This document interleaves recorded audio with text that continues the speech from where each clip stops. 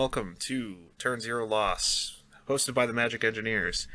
I'm once again joined with Sherry and now a permanent fixture in our little trio here, David. Hello, hello. So good to have you back and welcome aboard. Thank y'all. We figured we had a good time last time, and since you're free on the days that we record, might as well have you. Yeah, keep them on. Wow, just a matter of convenience. Is that it? No, you're also a really close friend with us, and you've been along the side of us with us getting into our Magic career, quote unquote. Yeah.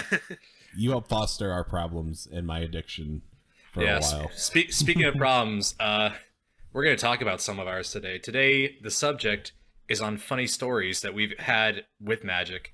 Some of us have been involved in some of them, others have not. It's a matter of if, when, and whom. And we can just, I don't know, we're probably going to play this pretty light, loose, and goose, I imagine. So. Oh, absolutely. Yeah. Off with the first story, because since you're the one that received the most pain out of this, I believe. Oh, the instigator? Yeah. Oh, yeah. Okay, so most of these stories are Commander stories, because Commander's the format that we've all kind of played. We all have decks in it, and we all do a lot with it. But sometimes we like to do some things a little differently. We like to do different variants, and one of the variants that we experimented with was something called Stormcrow EDH, or Stormcrow Highlander, or Crowmander in some cases, which we've taken to calling it. And this is the one and only time we've ever played Crowmander. So I was the one who pitched it. I went around and said to myself, Eli, Sherry, one of our other friends, Will, and another acquaintance of ours in the play group. I think it was Phil, right? Yep, it was Phil. Yeah, it was Phil. And I was like, hey guys, you guys want to play this game mode of Commander, which is basically you have to win through Stormcrow. Everyone gets a Stormcrow, it phases out, and all this other stuff, and you can only end a player's existence in the game by attacking them with Stormcrow whenever another lost condition is fulfilled. So if you run out of cards in a deck, doesn't matter. You can't draw anymore. You just have Stormcrow. If you're at 1,000,000 commander damage, doesn't matter. Doesn't matter. Stormcrow decides all. So we decided to have a game of it. And Eli had managed to, through various shenanigans, steal Will's Stormcrow. I also stole your Stormcrow. You also stole my Stormcrow as well. There's a lot. What deck were you running in that game? Do you remember? Or? I was running Mizzix at the time. Okay, yeah. It was old Mizzix. It was, yeah, it was old, like, before it got really mean Mizzix. And this is barely a value engine when Grace was playing as well. Yeah, I think mine was... I don't remember if I was running DePaula at that point, or it was like Gave. It was like a really jank Gave deck that I put together. Yep. And then I believe Phil was running his Marin deck at the time. Yeah, Phil was running Marin, and Will was running the Saskia deck, which plays a part in, I think, a couple other of these stories. Mm-hmm. So, well, we'll get to that. But, so my Stormcrow got stolen. Will's Stormcrow got stolen. Eli had 3 crows ready to peck us to death, and he swung 2 of them at me when I was at 0 life. So I had like no block, 1 blocker in air, and I was guaranteed dead. So instead of blocking either my Stormcrow, which wouldn't have mattered, or blocking Eli's Stormcrow, which would have come back at the next turn, I blocked Eli's. Will's you blocked my Stormcrow, and then left Will's to actually damage you and kill you. And I still had Will's Stormcrow. Yeah, because I was mad at Will at that point because he broke a deal that I brokered with him. At that point, I think he rifted the board when I only like asked him to not don't do anything to me, even if it was global. Or I don't really know what the deal was at that time, but he violated it in some way, shape, and form. And I was like, all right, I want some revenge. So I would like to interject here. This is at like hour 1.5. Yeah, pushing 2 at this point. Yeah, and he was the first person out. Yep, I was the first man out, so we were pretty long in the tooth at that point. But I blocked Eli's Stormcrow, which would come back, as opposed to Will Stormcrow, which very much wouldn't. The problem is that Will was the person doing pretty much all the damage at the table. He was the only one who could really safely attack, but he couldn't successfully kill anybody because he didn't have the crow. Yep. And So I think the funniest part is like you just kind of went over and you started playing on Will's Switch, didn't you? yeah, I started playing Tetris on his Switch because I was like, all right, well, my work here is done. I'm satisfied. You weren't satisfied. You were very spiteful at that point. You were, Yeah. Oh, I was unbelievably spiteful. livid. I was very upset, but like, I was like, okay, well, revenge be the dish best served cold. I'm gonna waste more of your time. And at that point, we had, so I'm dead at this point. I'm out of the game, and I think for a while, like at least another hour and a half, the game was just at this stasis where no one could kill, but no one could be killed. So, like, there were like some moves made to try and take back the crows, but they never went through for whatever reason or another. Well, the problem was that I think Phil dropped in the middle of it because he wanted to go out. Yeah, Because that was actually because what we used to do even before Eli and I were of age, we would hang out with them, and then they would go off to the bars on this day. And so I think Phil dropped to go to the bars, so he was second man out. And the problem was there were no more. Eli was the only person that had blue. Yep. And he could get back blatant thievery whenever he wanted. So we couldn't really kill his Stormcrow. All we could do was basically block it. I could block it with my Stormcrow, and that's all that could happen. yeah. And for the record, like, and when we played Crowmander, we had it so like if the crow was stolen or hijacked in some way, shape, or form, it wouldn't phase back to its owner's control. Like it would just stick there until it was killed or taken off the board in some other way. It had to move zones for you to get it back. Correct. That was the ruling we decided on. So at this point, like the game went on for at least another like 2.5 hours with seemingly no end in sight. Everyone was just so sick and tired. And I'm just sitting on the couch having a good old chortle at myself. I'm just thinking to myself, I did this. I'm a monster. Yeah, Well- and we were anticipating to be able to play like 1 or 2 games before they had to go out. It took us about 3.5 to 4 hours to finish that game Yep. because of that one action, and it was just so frustrating to all of us. We all like collectively agreed to never play Crowmander ever again. I think the funny part was that like, because this was like before I had put like 2 upgrades into my land deck, so I'm like, okay, I'm just trying things. I'm trying to learn the deck, and Eli and Will are just staring at each other. I'm at like negative like 10 life points because I can't die. I would just accrue a little bit of value to get back above 0. Not knowing what to do. This deck is not built to have creatures attacking and dealing a bunch of damage either. So like, literally the only creature I had on board at any point was Mythics and the Stormcrows. That was really it. It was just a completely like stalled and locked out board, and nobody could do anything. And we were all just like, all right, this is Yeah. kind of annoying. And even Will like trying to attack out and like hit people didn't really work because you would never block with the crows. And You blocking only with the block crows is the crow. You only block someone Yeah. else's crow. Yeah, Exactly. blocking with the crows was would have meant game over for me. I didn't want that. exactly. Like everyone wanted to win, but no one could stand losing. Well, at that point, it wasn't even that. Like, because I knew I wasn't going to win. I was just like, I don't even know where to go from here. Like this deck has my haymakers have gotten removed several times by now. There wasn't a Crucible Worlds. There wasn't anything expensive in here. Well, it's like Avenger of Zendikar gone. Now what do? I guess I'll just play a card and pass the turn. Forced go, my favorite move in Magic. Yeah. When that game ended, I've never had such a relief of a game ending. Because we were like, I'm out of this hell. I'm done. I actually, who won that game? I actually don't remember who won that game. I think it was Will who won that. Pretty sure Will won that game. Because Yeah, I think I got sick of it enough to be like, I have like found like the one removal spell in my deck, and I'm like, fine, Eli, putrefy. No. And we're all like, oh my god, the game's about to end. Holy. I think it was Will who promised me second, which is why I did it. Yeah, you played Game Maker in exchange. He's like second place in a game of sheer notoriety. But I feel like I still was the real winner here because I managed to subject you to 2 hours of torment for breaking a deal with me. Let it be known, I will always hold a grudge.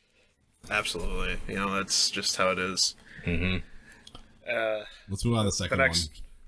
Yeah, the next story here is something that like is very incidental that we didn't really expect to happen at any point because Sherry was running a deck that I believe it was your double attack triggers deck, right? Is my Wolfgar of Icewind Dale deck. Yeah. So with that, you basically got, you know, double the attack triggers in Gruul, which, you know, pretty alright. It's very aggro mid-rangey deck. But with that, we didn't anticipate any combos in it because you didn't build it with intention to combo off at any point.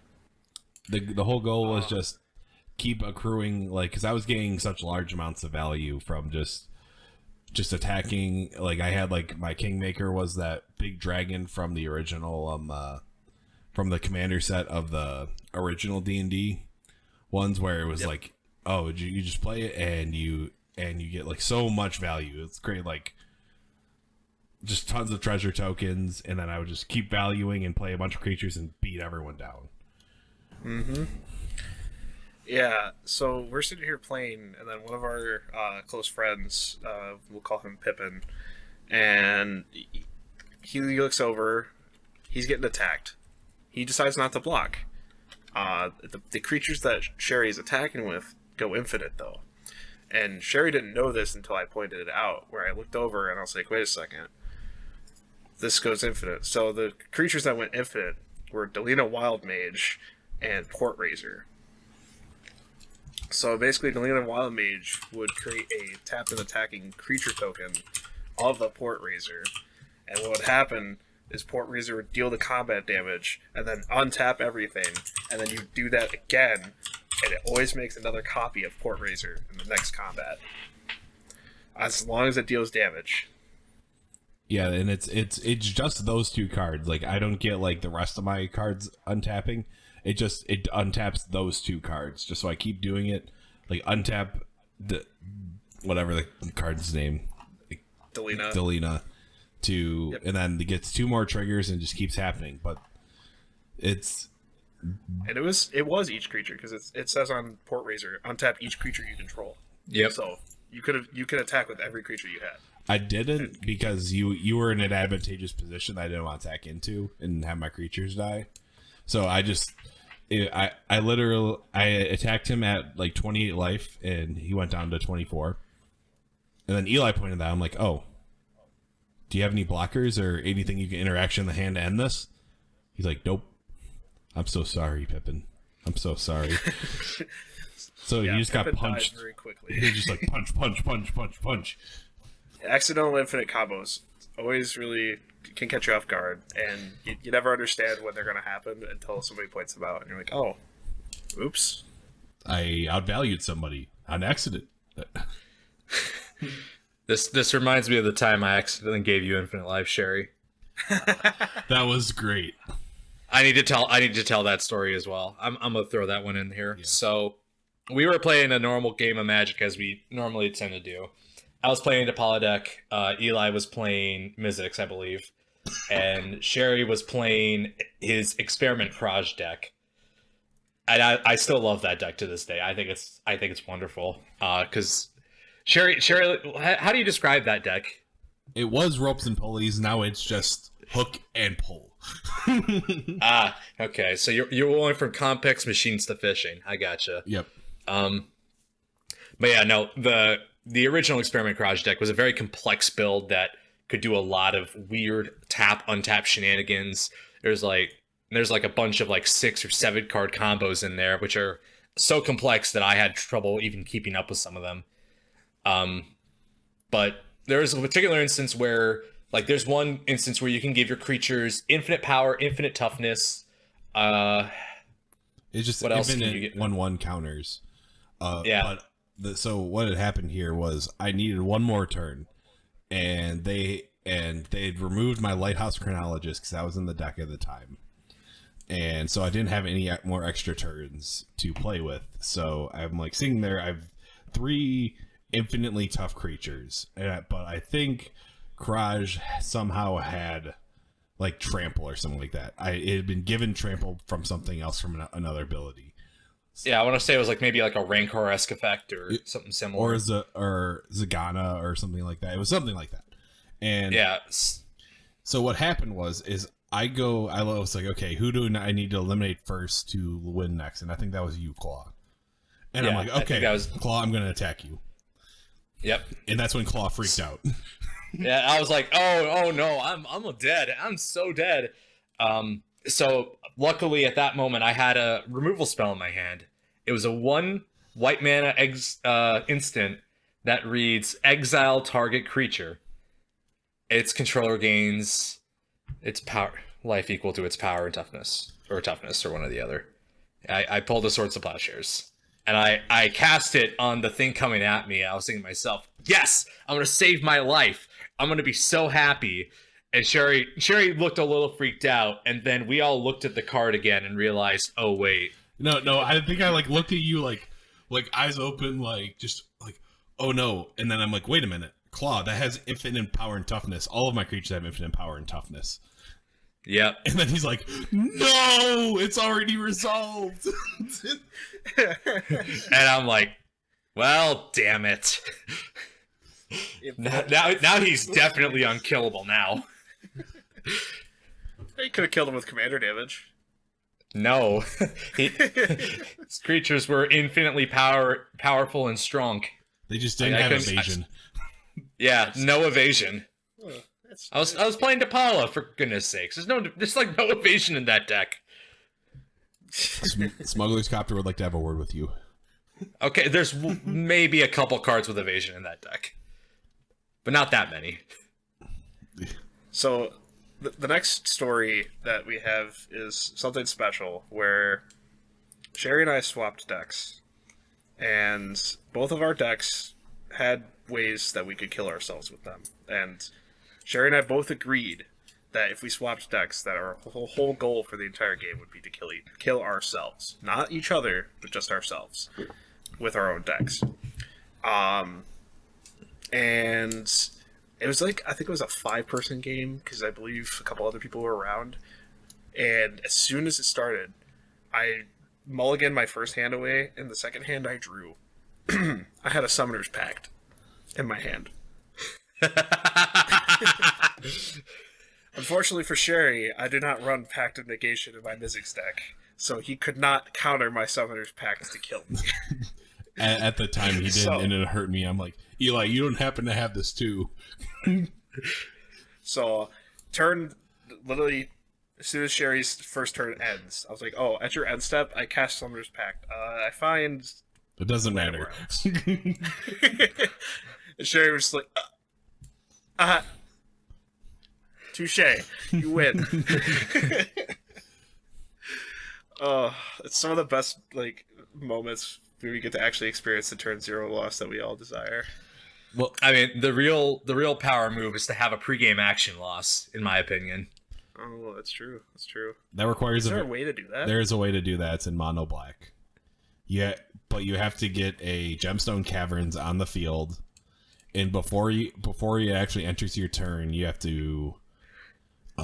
There's a million like videos on this where it's like a dark ritual into you have to like dark You have to like you have to you have to like demonic consultation. yeah Lose your, yeah you have to draw your yeah exile your entire library and lose the game that way. yep Huh. that's losing at your draw step. I guess, yeah. I mean, it's technically losing is a pre-game action. I mean, technically the game has to start for you to be able to do that, though, because like you can't respond to the land entering the battlefield. No, but you can one because technically turn 0 for you is any turn before I would say your main phase, and like we'll call that the official ruling. Like, but once you hit your main phase, you are officially in turn 1. I know that's not how it actually works, but if you find a way to kill yourself before your main phase, I consider that a turn 0 loss. No. Roll credits. That makes perfect sense, actually. I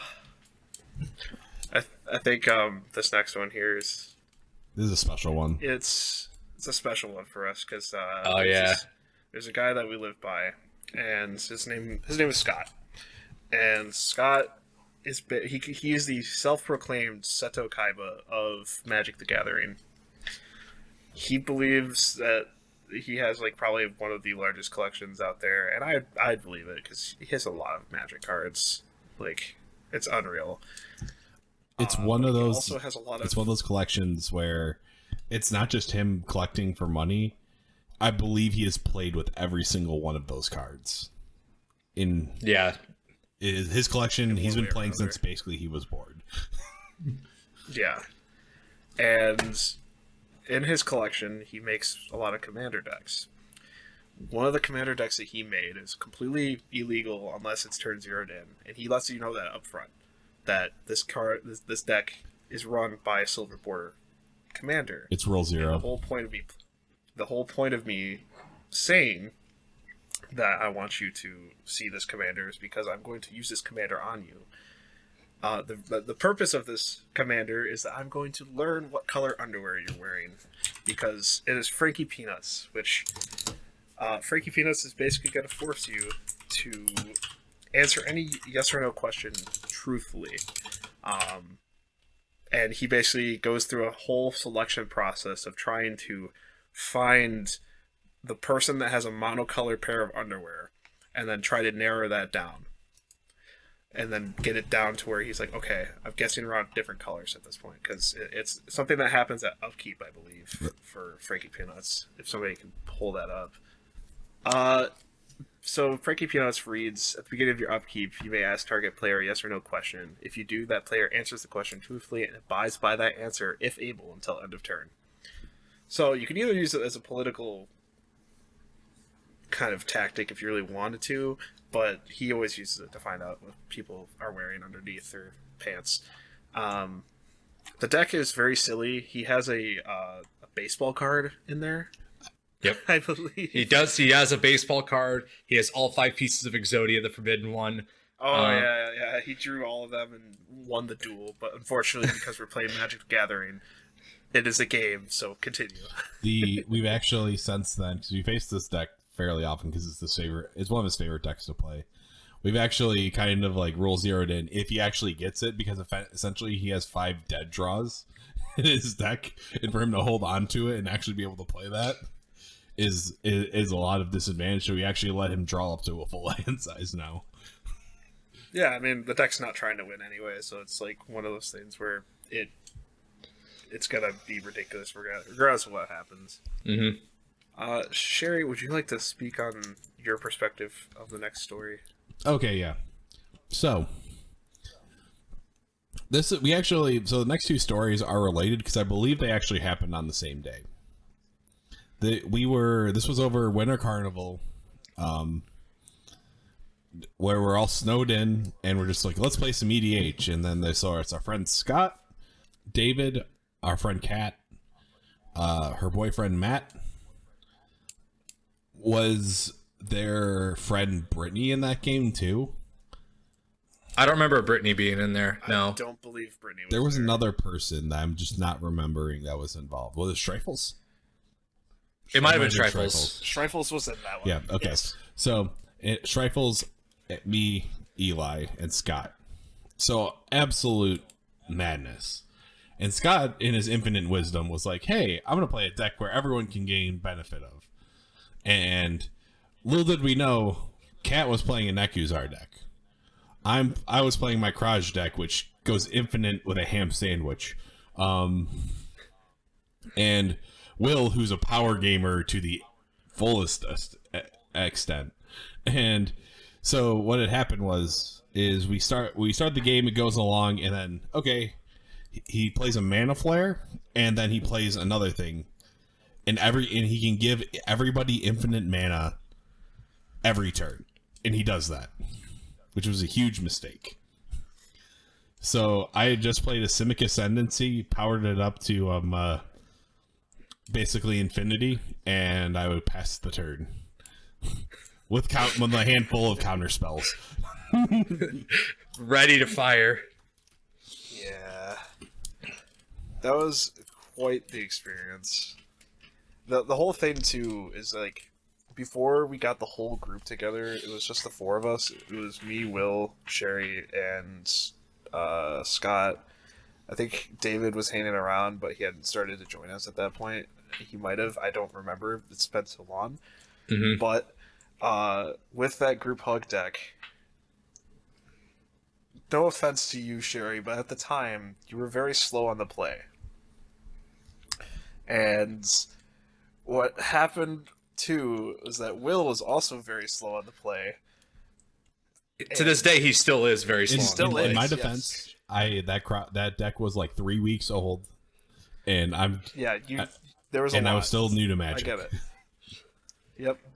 So like, Scott gives them all these options. They draw a bunch of cards, have a bunch of mana available to them, and one of Will's turns took like 20 to 30 minutes because he's just sitting there like carefully thinking about each play he wants to make. He also dumped a lot of cards on those turns as well. Like, yes. Will has this thing where like some turns, last maybe 5 minutes, and that's if he plays nothing, or they last 20 minutes, and where he dumps his hand and goes he wild. Doesn't win. That's the thing. Will's the expert of playing solitaire. Yep. Yeah. I'd say I'm the expert now, but we can talk about that in the next story. So essentially, as an outside perspective, I am behind these two in turn order, so I have to wait for each of their turns to end before I could actually take mine. And my turn took like 2 seconds. It was like, play a land, I cast Mizzix, pass. It was as simple as that. I was like, I just want to play. There's just so many options. It's overwhelming for somebody that's new to Magic or somebody that's trying to like maximize their value out of their deck. In the respect of accidentally decking ourselves, though, I was playing that Tulane deck that we talked about back in episode 1, I think, or episode 2. Our Pet Decks episode. And yep, go check that out if you haven't. Otherwise, basic synopsis of that deck.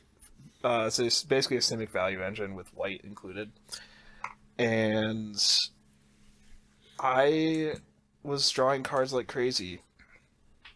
Playing lots of creatures, drawing lots of cards, playing lots of lands.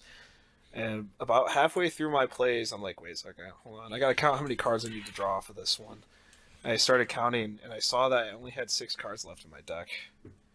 And I was about to draw like 20 cards, and I was like, oh fuck. Anyone have a counter spell? Because I didn't have a counter spell. Lo and behold, I lay there in defeat when I should have won. I think somebody had one. I might have had one, but if anyone did have one, they sure weren't talking. They were like, we'll just let this go. The last card I drew was the fastest Oracle that I would have needed to win the game, and I was like, well, fuck me.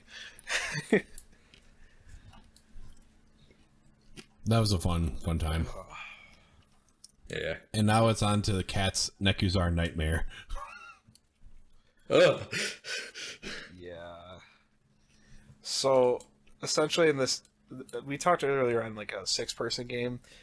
In this game we had everybody we knew that could play Magic in it. So it was about 8 people. And with all those people there, there's a lot of things happening on board. For example, I think Scott was the original one that cast Kozilek.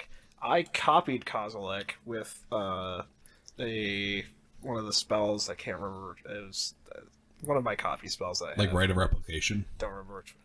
I think it was that. It was probably, yeah. and then somebody else I think copied Kozilek. There was many Kozileks on board, and it was just absolute madness. None of us could attack each other because we could only attack to the right because of one of the walls that was in somebody's deck. That was Will. It was one of Will's Yeah, it walls. was Primacon, Yep. I think, or no, it was Yep. it was Primacon. It was Primacon. It was Primacon. And we're all sitting there drawing like 5 or 6 cards per turn, taking like 10 damage every time because of Cat's Nekazar deck. We're just like, I can't win. There's nothing we could do. Just keep going, guys. The game will be over soon. And then somehow, some way, Strifles ended up winning. I think it was because towards the end, Kat really was digging in, so she had like her entire deck out of there. All of her like, oh, draw 2 more cards this turn. Each player draws 3 more cards this turn, and so they were drawing so many cards that Strifles found his win condition. He's like, oh, Yeah. Jin, I win, and everyone's like, oh. He was running one of Scott's decks, so like it literally could have run itself if he really wanted it to. Yeah. Because for reference, the decks that aren't Frankie Peanuts by Scott are very rude. And can win games very quickly and make you feel sad about your life. Yeah, like if you put our decks on the power level scale, like ours are usually like a 5 or a 6. We don't try and target super hard. Scott's is at least a hard 8 Well, at bare minimum. Usually could be a 9. What I'm looking at now in like retrospective, I'm like, he was effectively playing the or CEDH versions of those decks at the time. Like, Yep. his Narset deck never lost a game. I think it was like 75-0 before he took it apart because he was tired of winning. Yep. Yeah. I sometimes wish I could have been able to play against that deck just to see what it was like. You would not have enjoyed it. I don't think I would have enjoyed it. As a power gamer now, I think I would have enjoyed it. Well, sure, but So now I understand the genius of I know. it. Like, ooh, this is unstoppable. I mean, to be fair, it's hard to build Narset Ron. Like that deck is so easy. It basically runs itself. Yeah. I have a lot of stories on here. So the next one is a little bit of a spite play by me. I don't like to do spite plays typically just because when you do a spite play, it's usually not fun for anybody. But I found this one to be actually kind of comedic because it basically left Sherry in a terrible position because at this point in the night, he'd been kind of like a boogeyman for the table. Nobody had been like doing anything against his decks. So I was like, all right, I need to help these guys out. So what I did is I was playing Mizzix at the time, which, as you all know, I aimed to kill myself with that one. I made infinite mana, and then infinitely reiterated a Cyclonic Rift with a single target to bounce all of Sherry's non-land permanents to his hand. One at a time, of course, because that's the way it has to resolve.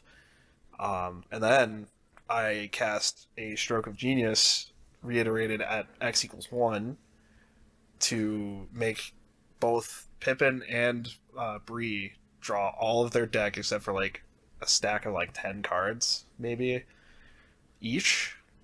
And then Sherry was left with whatever he had in his hand. And then I killed myself with the rest of the reiterated Stroke of Geniuses because, it's funny. So I'm sitting here, I'm out of the game, and Sherry is by himself against people that have massive mitts.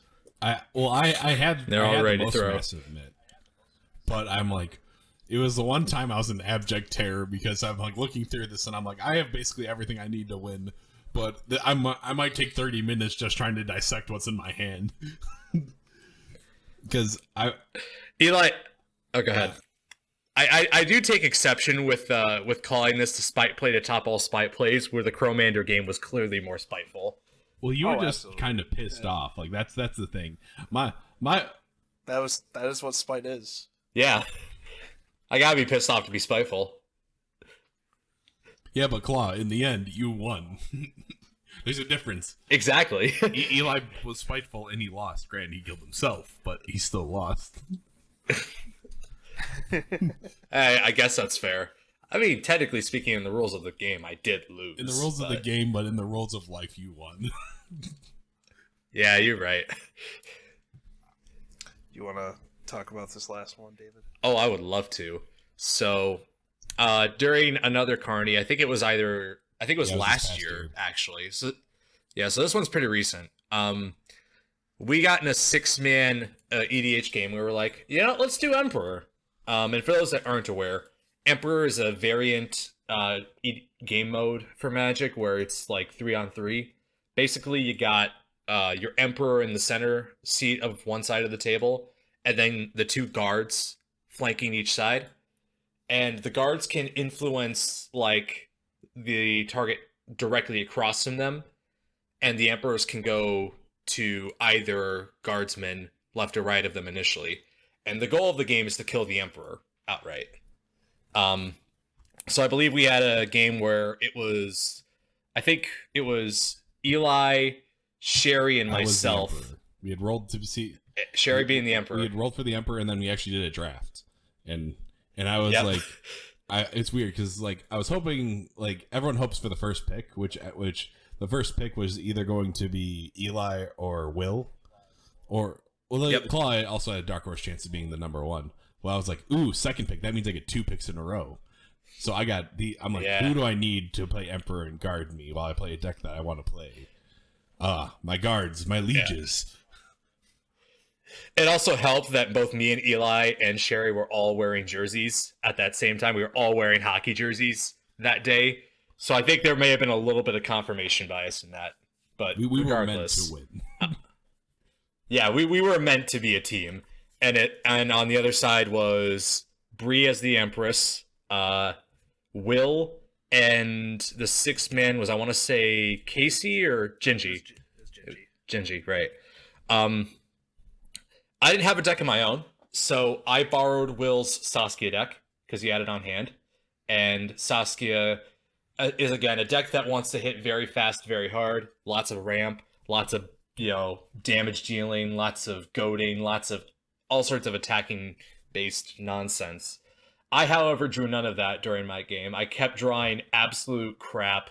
My hands were slow. I couldn't hit my land drops. I was dead in the water. I was basically thinking to myself, all right, well, just eliminate me now so that Will can just go ham on Sherry. But I needed to stay alive because Will was playing Arcades, and that deck hits hard pretty fast. Well, to put in perspective, I was playing my Rogues deck, my Sword Force one. So I'm like, I needed time because I was like, it was kind of perfect for me to play this because I needed time to use a sword to get my Blighted Agent out there and just and fill it with swords so I can punch somebody once and kill them. But it's like if Claw died early, I would have lost that game very quickly. I wouldn't have been able to evade the walls or sneak over the walls, as they say. Yeah. The problem is that Will is very, that deck is very good at getting walls out fast and hitting very quickly. And I was just having bad luck with my cards. I either wasn't hitting good creatures or I wasn't finding lands. So I was very slow for a lot of that game. But there was one card that I had from the initial draw of that game, and I kept it for a while, and it was Tree of Perdition. And Tree of Perdition is a very interesting card because it can take one's life total from the 60 we had set it at for Bree as the Empress and Sherry as the Emperor to 13. Should I get the opportunity? And we talked about it. We'd house ruled it that the effect would go off on the Emperor if we so chose for it to do so. So I thought to myself, okay, I'll probably die, but I'll have taken 47 life off of the Emperor without even throwing a punch. So I played it out. I cast the Tree of Perdition. And I think everyone at the table immediately saw what that card would do and was like, we need to get rid of it or we need to save it by whatever means possible. So I was preparing I had my counter spells in hand, ready to guard. I was like, my lieges, I need to protect my tree. Yes, the glorious tree. And very fortunately for us, despite everyone's best efforts to kill and burn the tree down, the tree was allowed to stick. I was allowed to tap it, and I was allowed to remove 47 life from Bree very safely. And I was like, yes, my work here is done, my lord. I may die now. He lost the next turn. He got. I died But pretty then that quickly opened after up that, yeah. opened up me to start like because I was like basically ready to go at that point. It gave me enough time to be like, okay, Will, punch. Die. We did win that game. Yeah, that game went very quickly after that. It was extremely fast downhill for them. Yeah. Yeah, that was a good time because Will had a nice hard right flank, and I think we were trying to expose Gingy a little bit, and eventually we broke down the walls, and then the rogues got in and stole the hearts and assassinated the ruler. Yep, the jerseys won that night. Long live the jerseys. It was a good time. Yeah. David, do you have any other interesting Magic stories you'd like to share with us? I do. It's not so much a story so much as it is a deck. So I lived with Will for a while, for like a semester, but I also lived with another friend of mine named Zach, and his deck was a really rude Wizards deck. I don't even remember who the commander was. I love that deck. Yes, I played it once and it was so much fun. Yeah, I bet you loved it. But basically, Zach's deck was like a third Wizards, a third lands, and a third counter spells. So whenever me and Zach would play one-on-one, or Canadian Highlander, as some people want to call it, every time I go to play one of my decks, Zach would just be like, "Oh, I'm gonna negate that. I'm gonna mental mishap that. I'm gonna disallow that. I'm a patron wizard that." Oh god, patron wizard was such an absolute nightmare. Because he could very easily get a critical mass of wizards on the table, and I'm just like, well that's not great because now I can just spell. Yeah, basically, I have to pay 8 mana just to cast something, and I'm not likely to do that. It was so annoying. So naturally, I built one of my own. Because I'm a monster. Mine is far meaner than his ever was. So this is a Baral deck, isn't it? Yeah, mine's Baral, which is the actual correct commander. He ran something else. I don't remember what he ran. Yeah, it was a Zami, which is also pretty brutal, especially but not nearly as bad. Because you'd be like, "Oh, I didn't use my wizards to counter. I'll just draw a card. I'll just draw a bunch of cards." You just do that for free. He doesn't even have to like do anything with it. It's so easy for him. But Baral is a better commander for that deck. So yeah, I play Baral now, and that's how I turned into a filthy blue control player because I was inspired. I also played that Baral deck, and I enjoyed playing it as well. I bet you did. I enjoy playing it every time I play it, even if I don't win very often with it. Yeah, every single time, like, you get inspired by somebody else's like shitty plays, and you're like, I hate playing against this. I want to. Yeah, basically. That's literally what ended up happening. I mean, that's what happened to me with Winota. I got Winota, yeah. And then I did the Winota-ing. You monster. You absolute monster. Love it. Well, I think this is a good place for us to wrap it up. So make sure you guys like, comment, subscribe, tell us how you feel about some of these stories. Maybe tell some stories of your own if you feel like it. Make sure you go follow us on Twitter because we have one of those now. So check us out. It's at Lost Turn, I believe is what the actual thing is. We'll get an image of it on screen. I'll show you all that fun stuff. And yeah, we'll catch you next time. Thank you. See ya.